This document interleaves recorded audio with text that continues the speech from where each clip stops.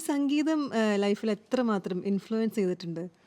സംഗീതം ശരിക്കും പറഞ്ഞാൽ ശരിക്കും ഇപ്പം ഞാൻ പറയുന്നത് പണ്ട് അത്രയും സീരിയസ് ആയിട്ട് എടുത്തിട്ടില്ല സംഗീതത്തിന്. കാരണം ഈ പറയുന്ന പോലെ അക്കാഡമിക് കൂടുതൽ നമ്മൾ പഠിച്ചിട്ട് എന്തെങ്കിലും ആവണം എന്നൊക്കെയുള്ള ഒരു രീതിയിലാണ് എല്ലാം. അങ്ങനെയാണല്ലോ എല്ലാവരും അതെ നമ്മൾ. അതെ അപ്പോൾ സംഗീതം എന്നുള്ളത് അന്നത്തെ കാലത്ത് ഒരു പ്രധാന വിഷയമായിട്ട്, അല്ലെങ്കിൽ പ്രൊഫഷനായിട്ട് എടുക്കുന്ന ഒരു ചിന്താഗതി അന്നില്ല. ഇല്ലായിരുന്നു. അതുകൊണ്ട് ഇപ്പൊ ഞാൻ ചിലപ്പോഴൊക്കെ ഇങ്ങനെ ആലോചിക്കുമ്പോ അയ്യോ ഞാൻ ഇത്തിരി വൈകിപ്പോയോ. പിന്നെ ചിലർ നമ്മൾ പറയല്ലോ, കോമൺ ഡയലോഗ് ഉണ്ട്, എല്ലാത്തിനും അതിൻ്റെതായ സമയമുണ്ടെന്ന് പറയുന്നത്. ദാസാന്നുള്ളത്. അതേപോലെ ചിന്തിക്കുമ്പോൾ ഓക്കെയാണ്, നമ്മളെ സമയം ഇതായിരിക്കും, നമുക്കൊരു തിരിച്ചറിവ് ഉണ്ടാകുന്ന സമയം. അപ്പൊ ഞാൻ എന്താ പറയുക, 2001 മുതൽ ഈ കോമ്പറ്റീഷൻ വിൻ ചെയ്യുമ്പോഴാണ് എനിക്ക് എന്തോ ഉണ്ട് എന്നുള്ളത് ഞാൻ അതെ അതെ മനസ്സിലാക്കി. അതെ അതെ.